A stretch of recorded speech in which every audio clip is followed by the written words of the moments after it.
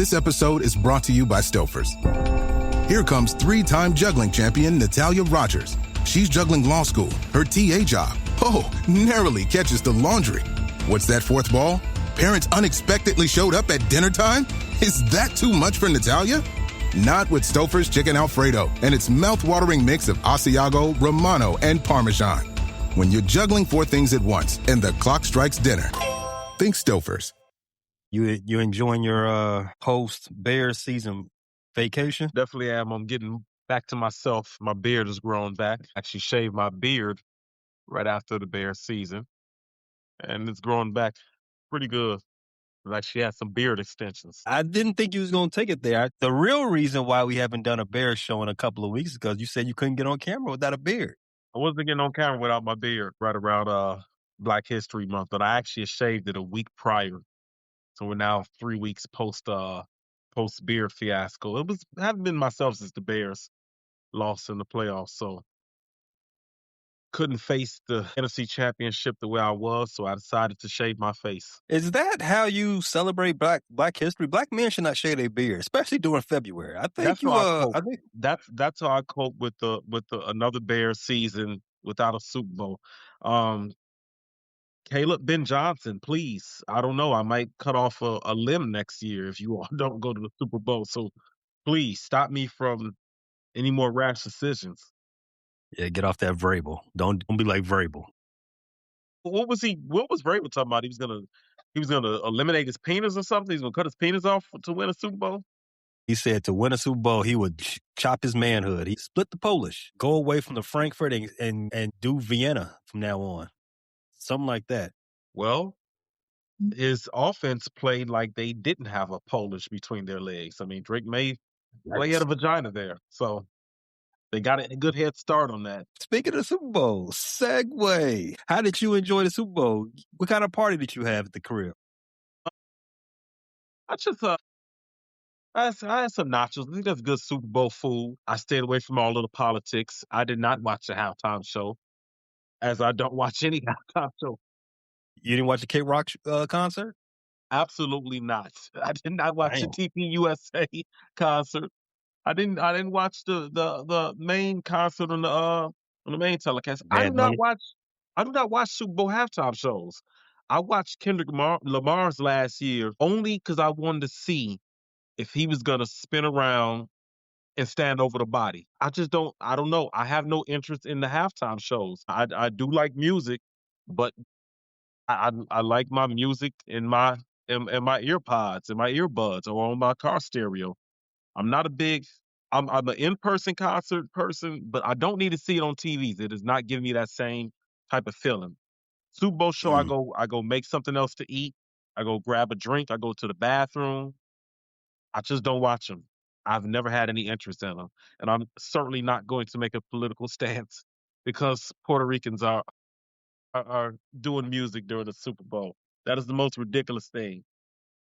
I'm an old school guy. I watch football games for football games.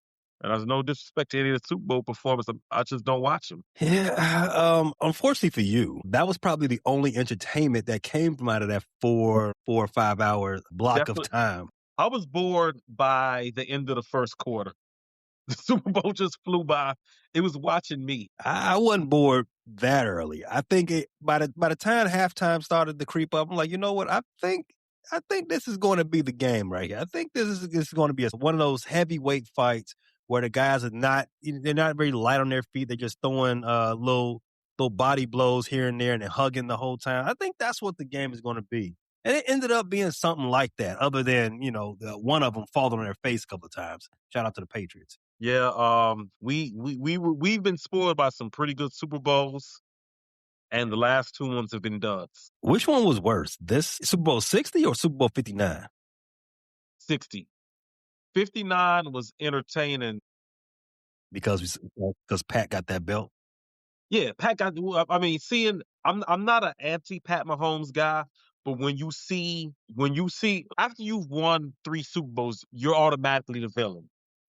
I like Tom Brady, but seeing him lose, that was more exciting than seeing him win, seeing somebody beat. It's not seeing him lose, it's seeing somebody beat him. Everybody likes the underdog. So seeing Pat lose, seeing the Eagles get a one, seeing Jalen Hurts win one, that was entertaining. And even though it was a blowout, you're still watching Pat Mahomes. You're still watching one of the all-time greats perform. So Drake May, he's the guy that's ascending. He's not an all-time great. He did not have an all-time great playoff run at all. So there was no real storyline to it. So it was boring to me. I was literally watching the game and then catching up on Breaking Bad. I finally started Breaking Bad during the Super Bowl. Timeout. I think that's strike three right there. I think you set tripped so much. The show is not 10 minutes in, and I think you already broke 3 rules. First, you cut your beard during Black History Month. We can't let that one slide. Then you admitted that you ain't never watched Breaking Bad before, and you started it during the Super Bowl. No, I didn't start it during the Super Bowl. I was continuing it during the Super Bowl. I'm in season 2. Okay, all right. Season 2 is when it really tee up in season 2. This is a good season. So I just seen Jesse's girlfriend OD on heroin.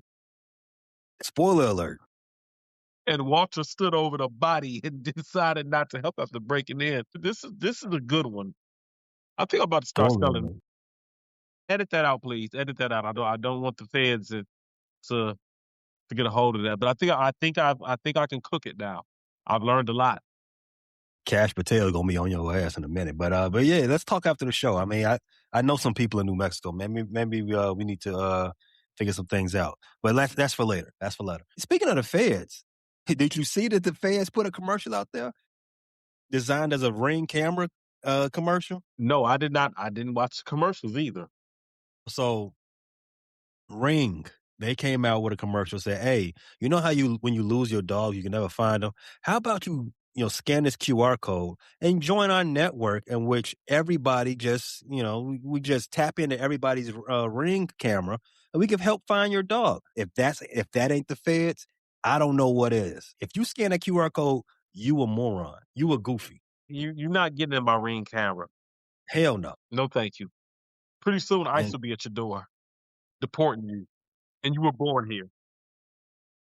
They may not come to your door, but they gonna catch the person you pay to cut your grass. That's not funny. They actually did take the person that cut my grass. I'm serious. I haven't seen him since early this spring, and I know he's not from here. They got him. Damn, another one. Yeah. Free. So I enjoyed the Bad Bunny commercial halftime show. I mean, I speak a little bit of Spanish. I ain't know nothing he was talking about, but the vibe was good. I don't care that I don't understand the music. I don't understand reggae, but I be dancing to that shit. I don't understand. I ain't understand Living La Vida Loca, but that shit had all the white people on the dance floor back in '97. So did the Macarena. Now all of a sudden we don't like Spanish stuff. White people love the Macarena. Don't want to get too political. Everything's over political now. I mean, we can't even enjoy the Super Bowl. But damn it, if you don't want the Mexicans and the Latins here, don't eat none of their food. You know what? Mexicans, pack your tasty delectables up and take it south of the border. They don't want you here.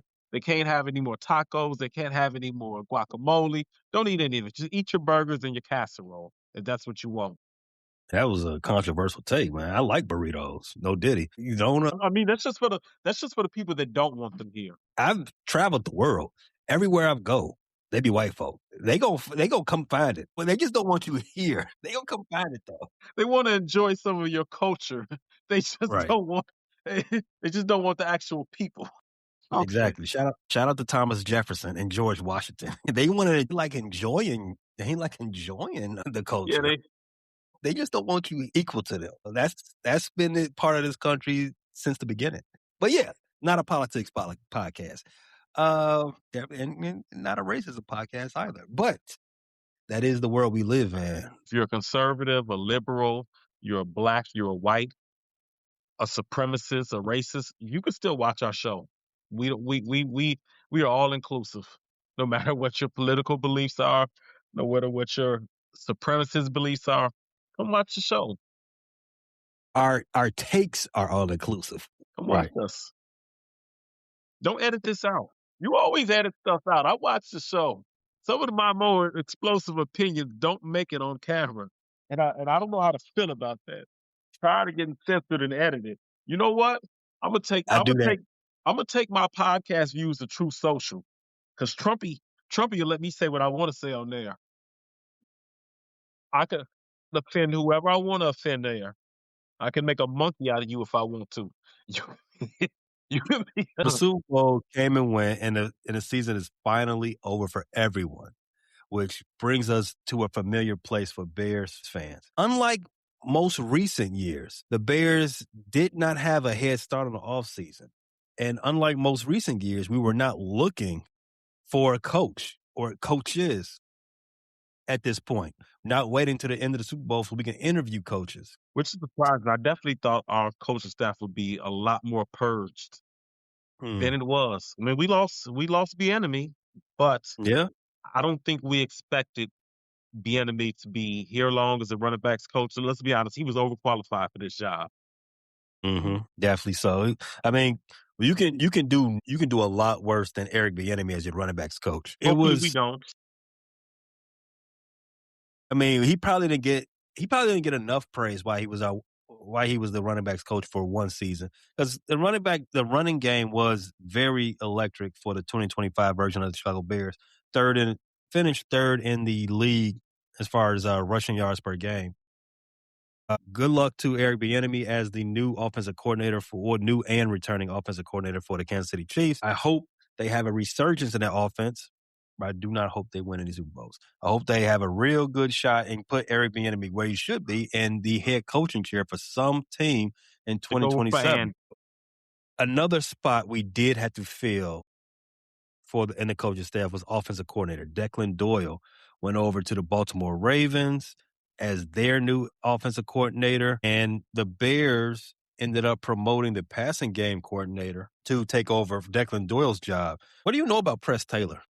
I know he was the Jaguars offensive coordinator when Travis Etienne had back-to-back 1,000-yard years, and that's where some of the speculation comes for Travis Etienne being dealt to the Bears. Press Taylor he's a veteran. He's been coaching for a long time, but as far as his role with the Bears, I think we know Ben Johnson is going to be calling plays. So Press Taylor will be more in charge of the week preparation things. Declan Doyle did. So it's not a major change here as it has been before when we've had guys who were defensive minded coaches like Matt Eberflus and Lovie Smith, where the offensive coordinator had a lot more impact.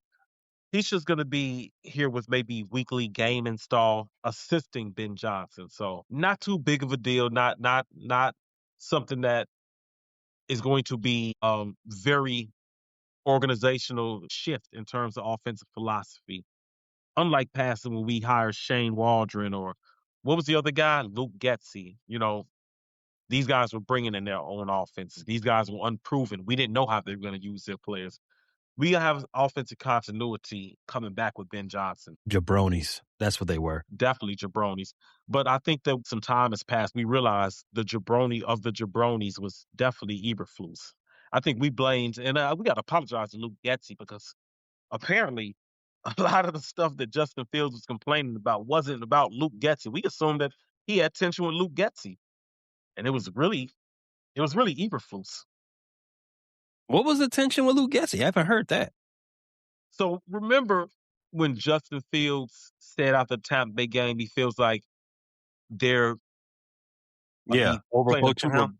too robotic and being coached that way. Everybody thought it was Luke Getsy, but apparently him and Luke Getsy had a pretty good relationship. Luke Getsy tried to bring Justin Fields along. Yeah, I remember that. Went to Vegas.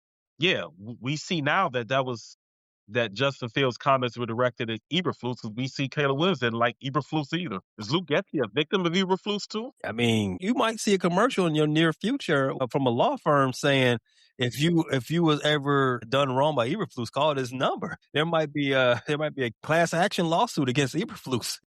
Other things going on with the offseason, assistant general manager to Ryan Poles, Ian Cunningham. He was rumored to get a GM job for years. He finally got one. He's going down there, join Ryan Pace in Atlanta to join the rest of the ex-Bears, Ryan Pace and the rest of them. and then Ryan Pace got fired. Get fired on your off day.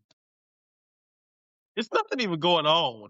How did you get fired? We haven't even got to free agency or the draft. Damn, Ryan. He should have saw it coming. He was the VP of football ops, and then they hired Matt Ryan to do something. Then they hired Ian to be the general manager. And next thing you know, hey, Ray Ryan. And them damn Falcons. By the way, we got a lot to talk about with the Ian thing because we are in charge of the 2 third-round picks. But they fudged with the title and they skirted. The league got to do something about that. Speak on it, because that's exactly where we need to talk about this. Because when I heard that Ian finally got a job, like, okay, good job for him. Now you can add this in to the Black Monday, NFL not hiring any black head coaches this cycle. Then Ian getting a general manager position, but the Bears don't get any Rooney Rule award for it. Now I'm not saying. And me, as a black man, I'm not saying there should be a reward for anyone for hiring a black man or black woman in a position of power. There should not be a reward. The reward should be you gaining the expertise of the individual. Now, with that said, there is supposed to be, some draft compensation for the Bears, putting him in a position to be HNIC somewhere. Unfortunately, Atlanta, home of Dr. Martin Luther King and others, don't want to give him HNIC in title. How pissed off are you about this, Q? Pretty pissed off because the thing is, when you hire somebody away from somebody's staff or front office, the thing is, it's supposed to be a promotion. So the Bears could have easily blocked the interview with the Falcons if Ian wasn't getting a promotion in title. Ian could have still been here, and still being here, that would allow some other team to hire him as the general manager in title and still get us our 3rd-round picks. I mean, this is almost, professionally, it's a lateral move. The Bears could have blocked it because teams, thing is, you let your coordinators, you let your staff go, you let your assistant general manager go and interview another team in hopes that he's getting an upgrade, a promotion. Other than that, you block it. You don't allow a guy like Al Harris to go be a secondary coach for another team, especially the rival. If he's going to go to the Packers, which he didn't, I don't know how that didn't happen. He has to go as a defensive coordinator. Otherwise, you block the interview. I think maybe, I don't know if the Bears dropped the ball or if the Falcons pulled the rug from under the Bears' feet, but this should have been blocked. I don't want to blame the Bears. I'm going to just blame Atlanta for lying. Atlanta is a tricky city. We're all inclusive. We're not criticizing anything. We just want transparency and honesty. I do think the problem is a little further than what the Bears knew and could have done and what the Atlanta Falcons did after the fact. Because Atlanta doesn't gain or lose anything from hiring Ian. They gain a capable person in their front office, and they can use a capable person in their front office. So they have no reason to, at least to me, they have no reason to suppress his job title. Whether they want to inflate Matt Ryan's job title, I mean, whatever. But in my opinion, Matt Ryan have that job title. What is he? I'm about to tell you why. I think the problem lies with the NFL as a whole. The NFL as a whole has a race problem. They have a racial problem. You don't need the Rooney Rule if people just stop being racist. You don't need to incentivize teams to hire black, brown, or men and women if people just stop being racist. The Eagles before he's with the Bears. He was with the Ravens. So we're talking about a guy who's been an area scout with the Ravens. He's been director of college scouting. He's been assistant director of player personnel, assistant GM, and now he's under Matt Ryan. Mm-hmm. Why would you be under Matt Ryan? Why would he be under Matt Ryan is perplexing when Matt Ryan has done nothing in anybody's front office. He's a Falcon legend. 28-3. You know what? But yeah, I know. But I that goes right back to what I was saying. He is a Falcon legend because I'm trying to think of all the Hall of Famers the Falcons have running Ray around. Buchanan. Is Ray Buchanan a Hall of Famer? No, but he's a Falcon legend. Shout out to Ray Buchanan from the South Side. Can the Falcons claim Deion Sanders? No, they can.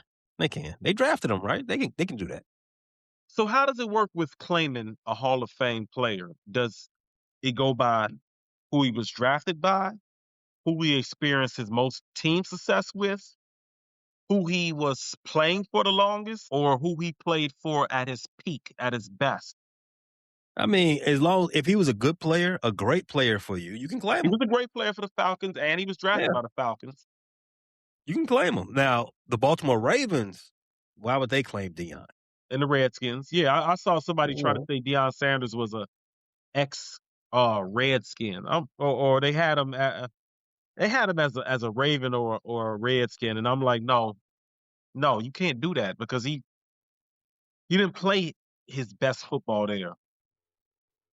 So No, so Dion he's not. played 4 years for the Falcons, 89 to 93, and he played the same amount of time for the Cowboys, 95 to 99. But the only thing that separates Dion's time in Atlanta and Dion's time in Dallas was the rings, because Dion's best play came in Atlanta. He was still at the top of his game, but he went to, I don't know. I think maybe the best Dion I saw was that 94 Dion with the Niners, and it was only 1 year. His peak, you're right. You're right. His peak was in Dallas, but his decline happened in Dallas too. The You're last right 2 about years that in because he 99 won. Dion was not. Yeah. You're right. All four, even rookie Dion was better than 99 and 98 Dion. You're right. I think he did some great things in Dallas in terms of, you remember, that was the time where he was a two-way player, where Mhm. he started the wide. But with Atlanta, I don't know if you remember, he was an electric returner, like not just punt Yeah. returner, like he was a kick returner, punt returner. I mean, he was before Devin Hester came along. Deion He Sanders was the GOAT. he was arguably a GOAT returner, and he did that GOAT returning in Atlanta. So yeah, I guess Atlanta could claim him. I just kind of remember him as a Cowboy because the playoff runs, Super Bowl run was in Dallas. Mhm. But I guess you got a point. The 99 Dion was definitely not prime Dion. The 98 Dion was not prime peak Dion. You really only gave the Cowboys 2-3 years of that peak. The last Super Bowl run, 96, that was it. That's when that was the end of peak Dion, and that was the end of prime Dion at the same time. So, You're right. I You're mean, right. 89 to 96 was yeah, 89, that was the best Dion we saw. After that, that was a shell of him. so yeah, NFL, get your shit together. Bears need their picks. You giving everybody else picks. Bears need to run the Bears that shit. Other than that, the Bears are used to doing another thing lately in the offseason that they're probably not going to be doing too much longer. And that's talk about stadium shit. We've been, it's been, I don't even know.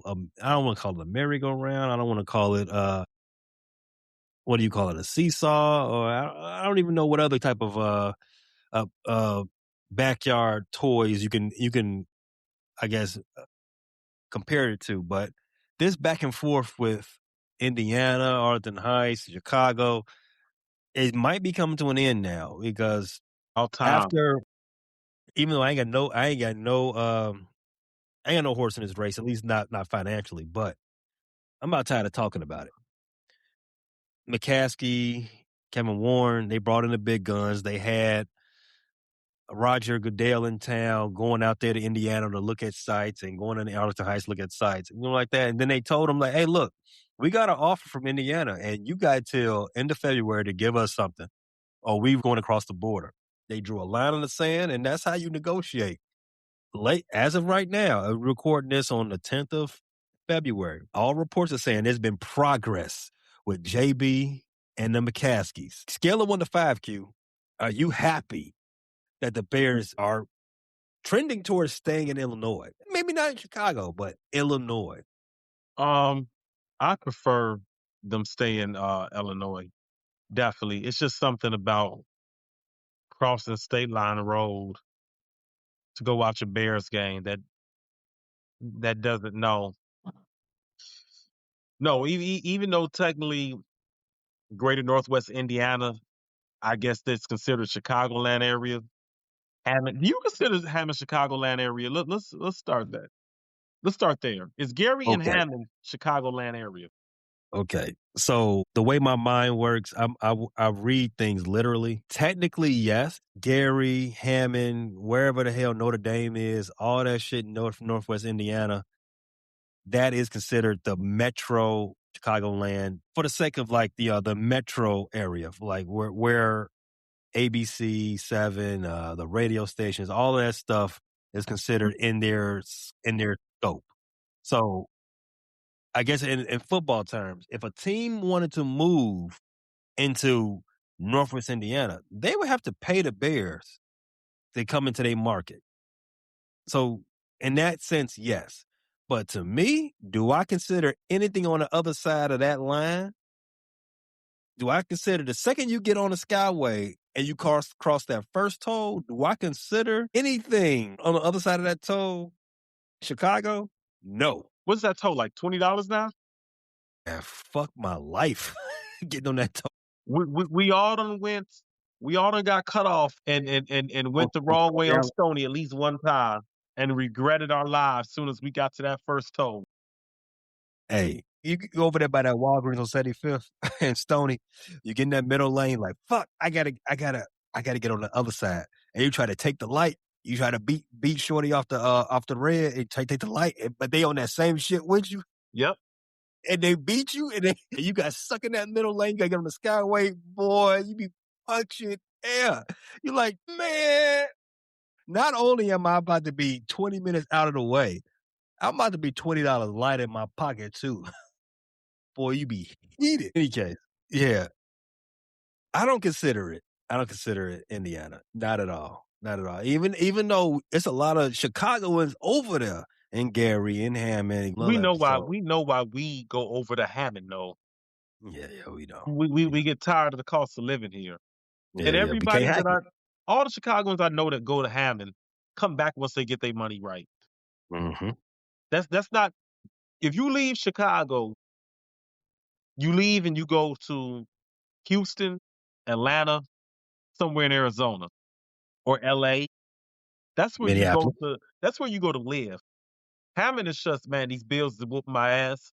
Let me go live in this bungalow real quick. This rundown bungalow that they're charging me $300 for, and drink this rusty tap water, and then I'll get my shit together and come back to Chicago. That's what you do. You don't go to Indiana and just live there and die. That's not where you go retire. That's where you just go for 1 or 2 years, get your guns, because they don't do forward. We didn't want the Bears to be like that. We didn't want the Bears to be like, all right, man, we got to get our money up. Let's go to Indiana for a second. And because that's exactly how it was going to be. Indiana, they gave them so much to come over there. But I guess the fine print of that is like, yeah, we'll give you all this, but you're going to be renting this. You're going to be renting this stadium. Right. So if you want to go back home, that's cool. You don't own this shit like you would be owning the stadium in Arlington Heights where you spent $200 million on that. You ain't gonna be able to. Right. So I'm gonna read what's been in the news today. After a long stalemate, there's been quote unquote progress between the Bears and Illinois lawmakers. Governor J.B. Pritzker acknowledged the ongoing conversations, and sources indicate that lawmakers are now amenable to two key Bears requests: state aid for infrastructure, not the stadium itself, but like, plumbing, ingress, egress, stuff like that, which is important. Very important. It's one of those small details and matters that the public wouldn't know. That is an expensive and costly detail that I can understand why a team would want to negotiate.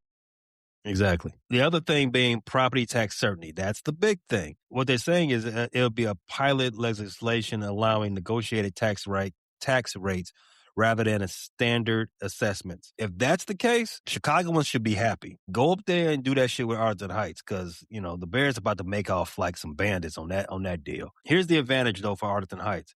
The consensus is that the Bears will likely build there because, like I said, they already own that $200 million, hole in the ground and would own the stadium. That allows them to control the revenue from parking and all the non-Bears events. And unlike the rent-to-own situation that Indiana was trying to offer, it works in the Bears' favor long term. Even though Indiana was want to fit the bill. They was going to be a SIP and pay all the bills without even getting the chance to hit. In the long term, the Bears get to own make their own money and do their own. They could be a top rate, an A-class organization like some of the other people, the Dallas Cowboys of the world, the Chargers, the Rams, all that extra money that they getting from their deals and their situations. The Bears want to get into that too. The Bears got the Cubs right there in their own neck of the woods. They see how the Cubs are making out. The Cubs are doing numbers after the Ricketts bought the Cubs in 2009, I think it was, and then took over that whole neighborhood, knocked down everything, the old McDonald's and all that, knocked it all down, built that hotel. The rooms are like $400 a night all throughout the year. Damn. They making bread over there. It's a really nice hotel, though. I ain't gonna shit on it. I ain't gonna cap. Have you been in there? I have. It's a really nice hotel. I ain't gonna front you, but they making money over there, and that's exactly the type of money the Bears want to get into. So I ain't mad at them. I'm sad that they leaving Chicago, but I'm happy they ain't leaving for Indiana. That would have been that's no deal.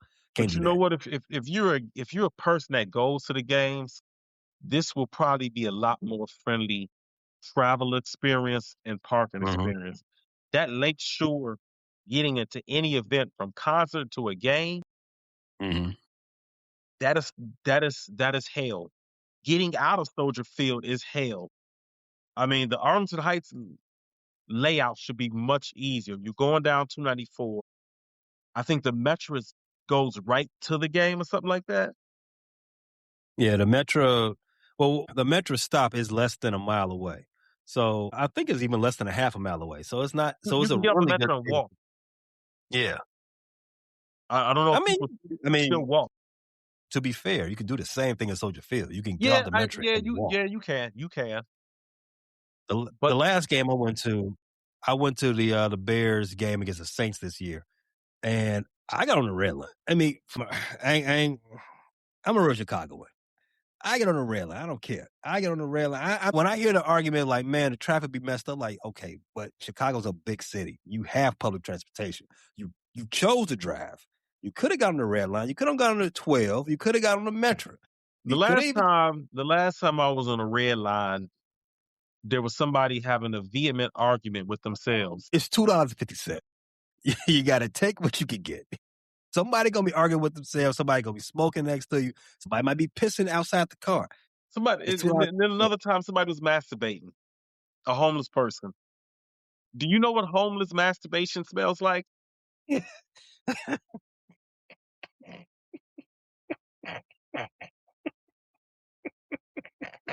know what that smells like? You're a bold, brave man. I am too old for the red line. Too old for the red line. I don't ever have to get on that red line again. We're not even talking about the danger that is from standing on that platform. Somebody want to, hey, check it out. What's more dangerous? 69th or 79th? Or 87th? 69th, way more dangerous than any of them. 79th, I've seen some shit happen on Saturday night, but I ain't gonna front it. But Saturday night got too much traffic for shit to be going out. 69th Street. 69th is where there's a lot of gangbanging happening on 69th. Safe is perfect for action. It's enough people, but not too much that you can't get active. 63rd, there don't be a lot of people on 63rd Street. 71st, but 69th and that 71st, you gotta keep your head on the swivel over there. The green light on 3rd is where it goes down. Yeah. Yeah. Well, which King? Well, I ain't been over there in a minute. So they redid it. They redid it some years ago. It's well lit. Put it like that. It's a lot of lights over there now. So back when I was coming up, guys do not care about lights. Yeah, you're right. They are on go. They standing there and they waiting. When I was a shorty, that stop on 630 King on the green line, it was a no-fly zone. You ain't lying though. But it's been a minute for me to be over there. But yeah, I mean, for me, going to the game had never been that big of a deal. I can get there. I get off right there, Halsted. They got a line of buses waiting to take you right over there, jump right on, boom, boom, boom, boom. No issue for me. But yes, it is an issue for majority of the people that want to go to the game and tailgate. Lakeshore Drive is not a spot. Is not a spot for a stadium. It's not a spot for somewhere where you're going to have a host events where it's going to attract 50,000 people on any given day. We talked about it. The ingress and egress is not going to cut it over there, and that's a very important thing for any stadium. The in and outs of that shit. You can do the museums. The museums are not doing 50,000 people on any given day. You can do Black Yacht Week. It's not going to see 50,000 people at any given time like that. For a stadium, for what the Bears what the Bears want to do, it ain't going to do. And I understand that. I'm fine. You can put the Sox over there. Sox might not see 50,000. SeatGeek. Every sip of Coca-Cola brings you closer to the excitement of the FIFA World Cup 26.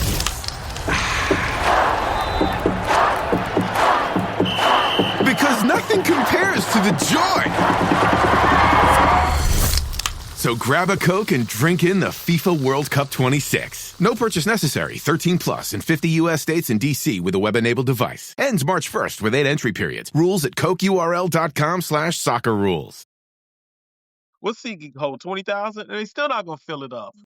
You can put the Stocks at Gately. Put them on 103rd Street.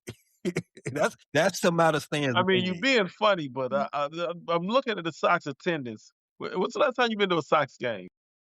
It's been some years. I remember buying seats for 300 level and easily walking down to the 100 level and sitting damn near behind the behind the catcher. And nobody came to move me.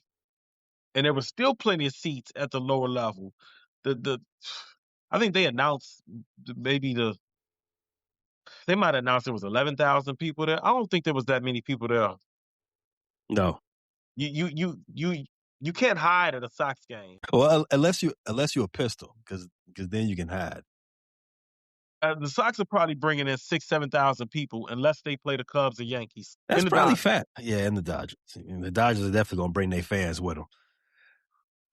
So to finish up the thing on the stadium, a deal has not been done yet, but there's serious momentum pushing the Bears towards Arlington Heights and finally doing the thing that they've been waiting to do for about a year now, and that's put shovels in the ground.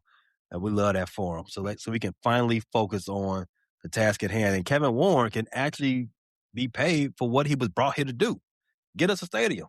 Get us a high-class stadium so we can one day have the Bears in the Super Bowl in their own backyard. Segue back to the Super Bowl. Now, we talked about the commercials. We talked about the halftime show. But I want to talk about the game.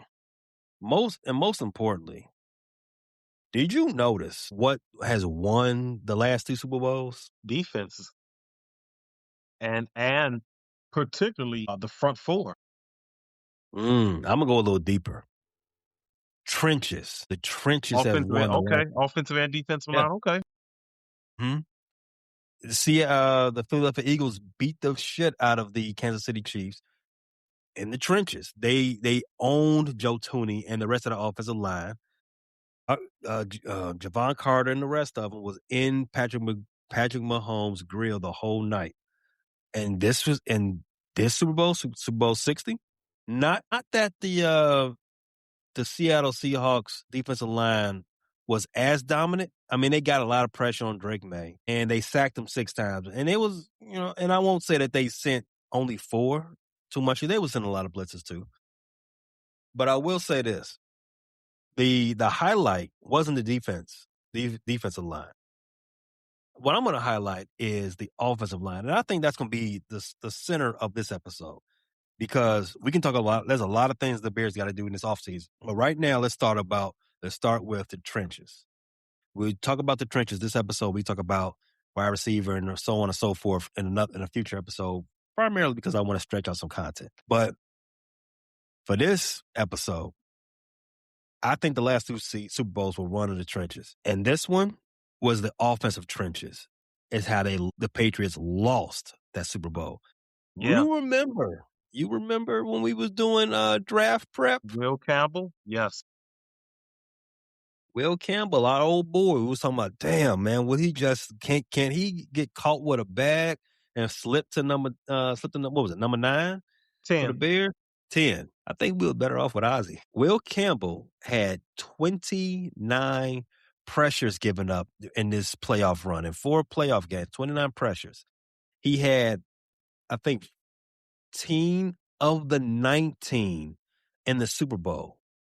I forget how many sacks he gave up, but do you know how bad you got to be as an offensive lineman to be able, for layman's, for someone just watching the game as a spectator, not someone watching film or watching the game on the second and third time, to point out how bad you are as an offensive lineman, how bad of a game you're having?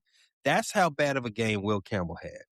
It was clear and obvious that he was getting his ass beat over there. And not just him. I want to be fair. His counterpart to the left of him, the left guard, was getting beat up on too. But Will Campbell, we're going to highlight him for this particular point. Not only did the Bears, I guess, luck up in that, but the Bears also need to pay attention to that key point right there, because there is some trench work the Bears got to do. Not only do the Bears got to replace Ozzie and whomever else at the left tackle, but they need to get better in their defensive trenches as well. And because there is no Super Bowl run you can expect to have without being secure in your trench warfare. Just like how they won World War I, you got to win this.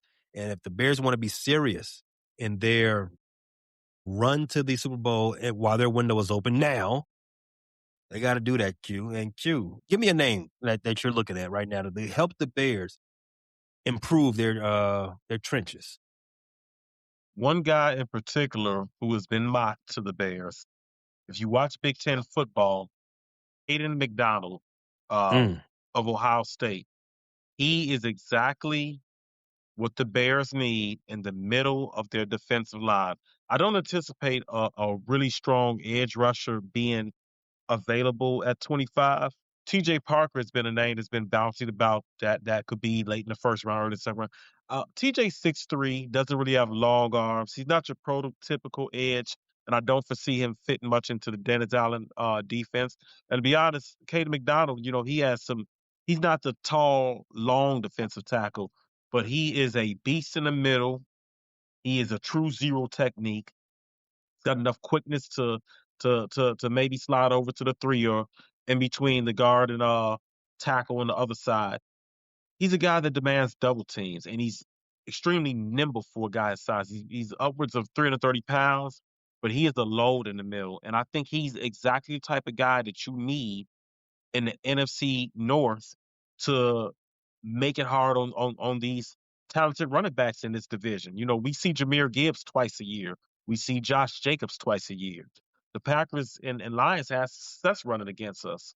I would love to see a Caden McDonald. The Bears were, as you pointed out, a lot earlier in last year.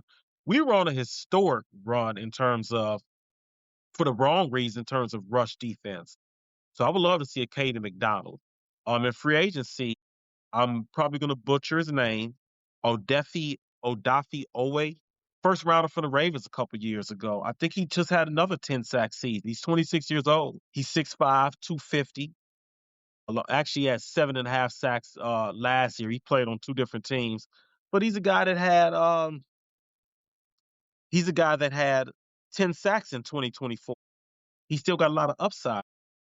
This is another target, Jalen Phillips, a guy that the Eagles traded for. He's a free agent. So I think these are the guys that you want to see in the trenches. Jalen Phillips and Odafe Owa, they can get after the pass rush. They can get after the quarterback. They're guys they haven't had those dominant seasons yet, but Jalen Phillips and Odafe, they're guys that got high upside. They're guys that you could see making another leap and becoming a 12, 13 sack guy. Caden McDonald is the dominant interior guy you want to see. As far as left tackle, that's a tough one. Left tackles don't make it to free agency. They're like quarterbacks. When teams got a good one, they don't let him get out their rookie contract. They extend them. Push come to shove, if they can't sign them, they trade them. So the tackle market, that's going to be tricky. Cam Robinson, he's a veteran. He'll be available, but there's a reason why Cam Robinson is available. He's a guy that was a high draft pick, but hasn't played that great of football the last couple of years. So as far as the left tackle situation, that's really unfortunate. I don't know what the Bears are going to do going forward. I don't know if you move Joe Tooney to the left side, to left tackle, and then you try to find a guard in free agency or the draft, because finding a guard is easier to find a tackle.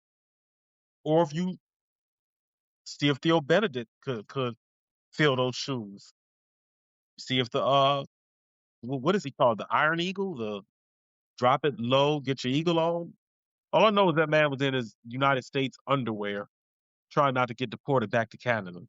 And I don't even know what's going to happen to him. Have you heard about the tariff war with Canada? We might have to send Theo back. He might get too expensive to stay around here. I'm sick of Trump and it messing with my football. Theo might not be the person we have to talk about. They're trying to develop another football league, by the way, a more American league, because the Super Bowl. What? Hold on. When you say they, you're not talking about Canada. You're not talking about another Canadian league. You're talking about another. You're talking about Trump trying to do another USFL. I won't say Trump. He already made his attempt at football. He failed. Some of the MAGA pundits are saying maybe they need to have a football league to rival the NFL, not just the halftime show.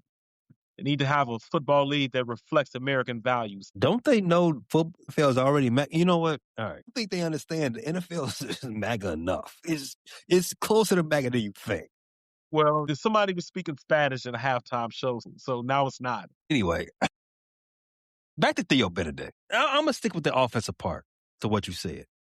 Because Ozzie Trapilo tore his patella tendon, and I don't expect him to play at all in 2026. Not at all? I don't expect to see him. Jeez. Not at all. Because if he does come back, it will probably be December. And at that point, hey kid, come back in 2027. So based on where the Bears are in their cap situation, they're already $10 million over. And based on some other decisions you got to make, you got Darnell Wright on the right side of that line, speaking about trenches. He is already coming out of his third year, so you got to now make a decision on his fifth-year option or, extend him or whatever. The decision. You better extend him.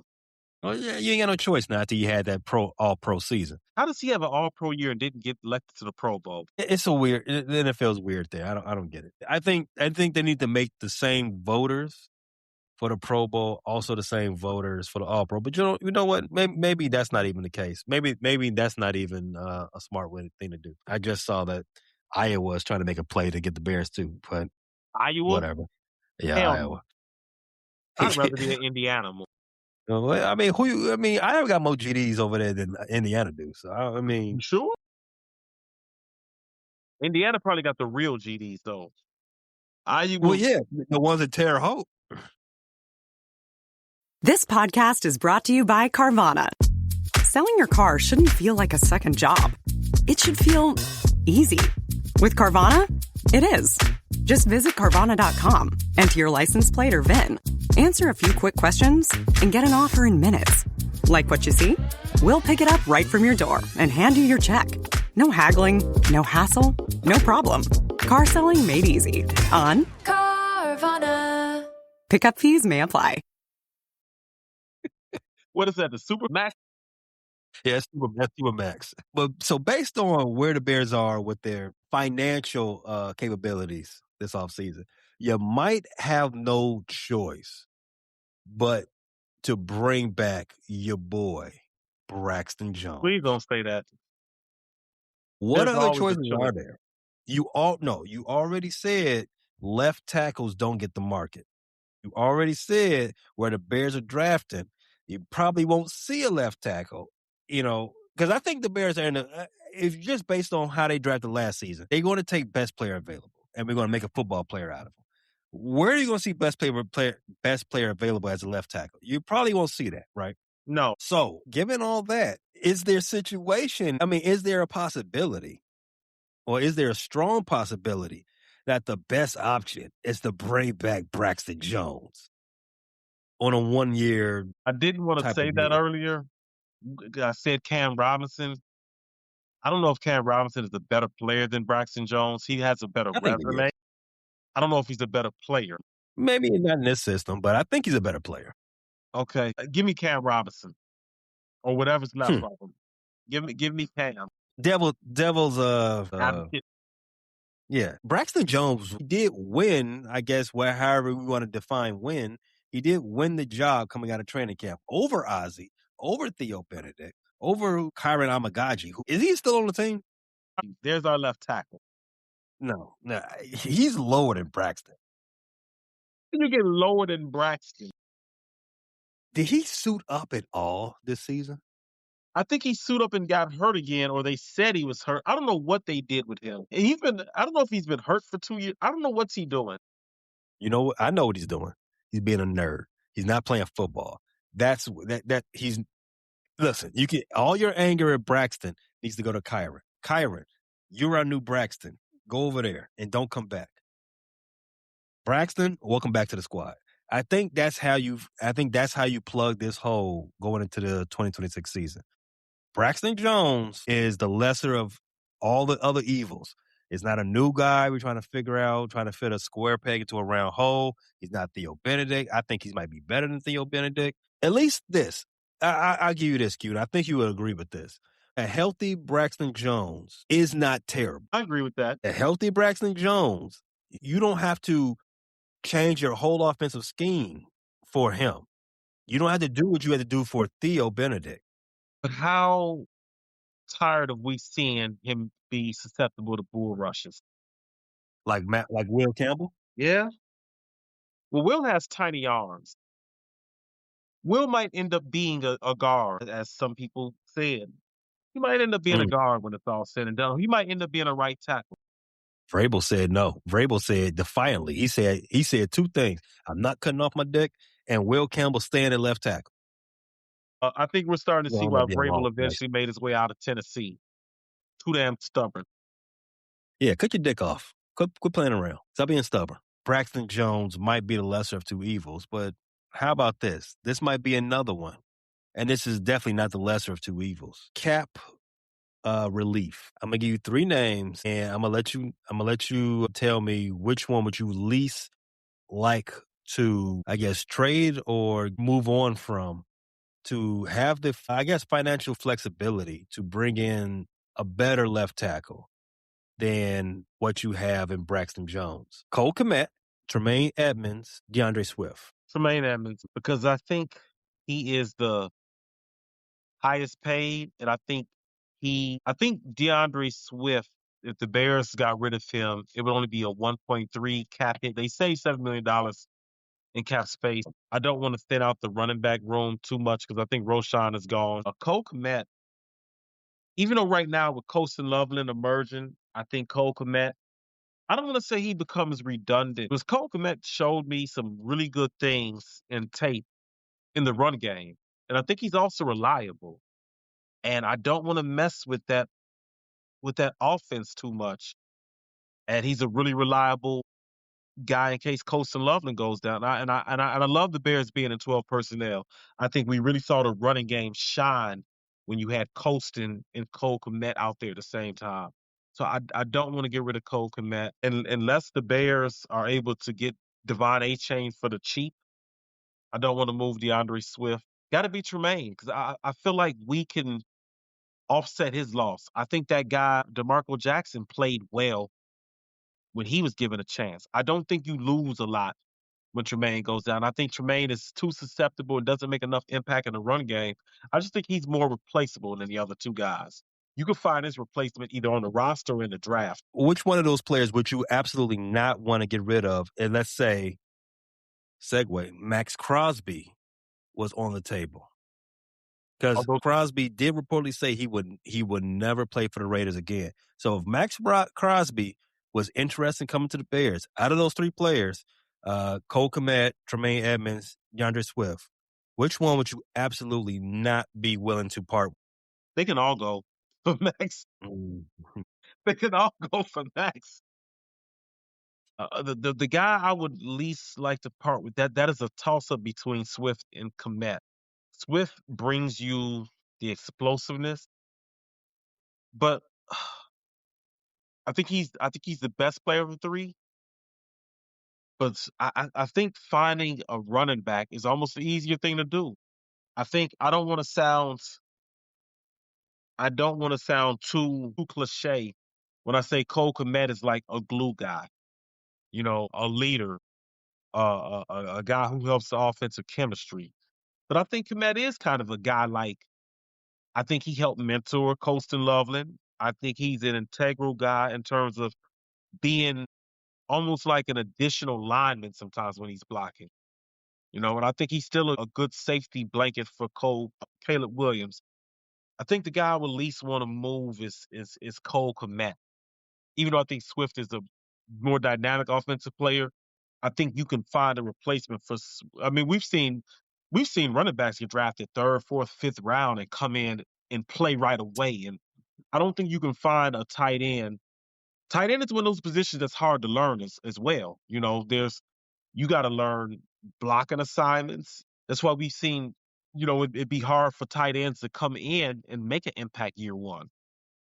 So I think find another tight end in the draft or finding Kyle Pitts is a free agent. Anybody want some Kyle Pitts in 12 personnel? I don't know how good Kyle Pitts is at blocking. So no. Well, I would say Cole. Okay. So I'm gonna throw this out there. Tremaine Edmonds, cutting him would save the Bears about $15 million. And you already brought it up. DeMarco Jackson did play well in his stead.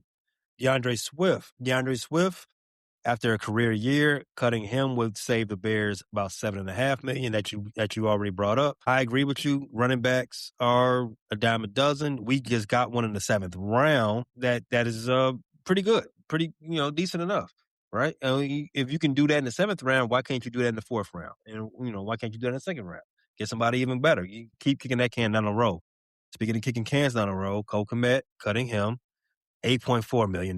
You already got Colston Loveland. There's no reason why you can't retool the offense to go less 12 and just be more 11. But then that is a risk because now you do have a soft spot in your line with the left tackle situation. So you do want to have some chip ability, and I guess just to help out when necessary. Possibility of restructuring. You have guys like DJ Moore, Montez Sweat, Grady Jarrett, Dayo Abedeno, whose contracts are maybe too big to just cut. You're going to have to either trade them or restructure them. But as you know, restructuring, that's just kicking the can down the road. Tax is going to eventually come home to have to pay.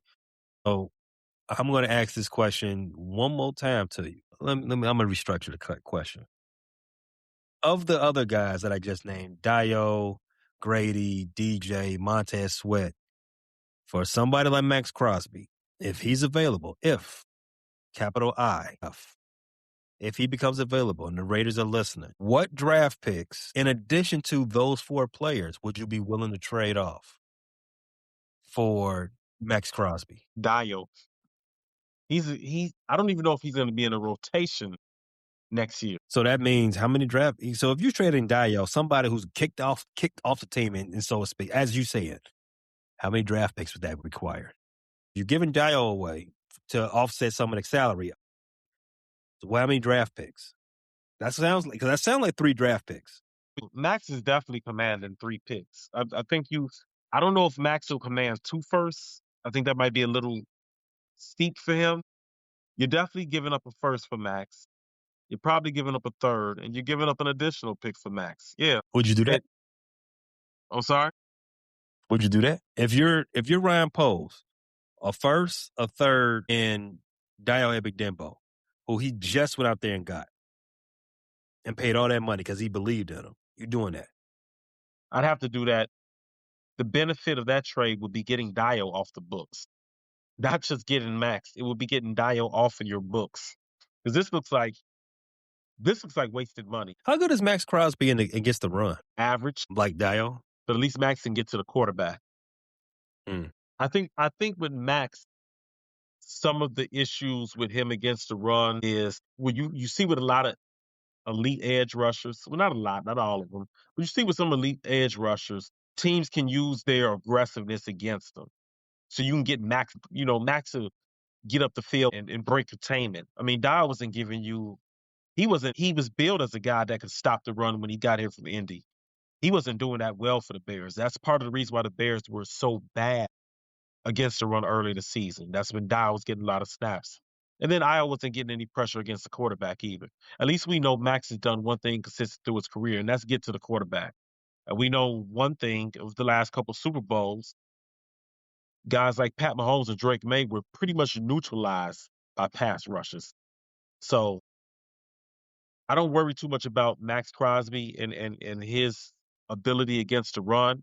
So I think when he wants to lock in, he's above average against the run. I'll take what Max gives me as an elite pass rusher, and I'll live with what he does against the run. Okay, I'm with that plan. Next episode, we'll talk about the defense and what the Bears need to do to fix the defense, because a part of the trenches was the Bears' inability to stop the run, and they had a lot of issues in stopping teams from passing the ball with success as well. So we'll do that on our next episode. Q, as always, bear down. Bear down. Thanks for listening to this latest episode from the Frustrated Chicago Sports Fan Channel. Don't matter if you listen to this on Apple Podcasts or Spotify or watch it on Twitch or YouTube. Make sure you like, subscribe, share with a friend, hit the notification bell so you never miss a drop. And to all the guys from Chicago, we say three things. Bear down, go Cubs go, and sell the team, Jerry.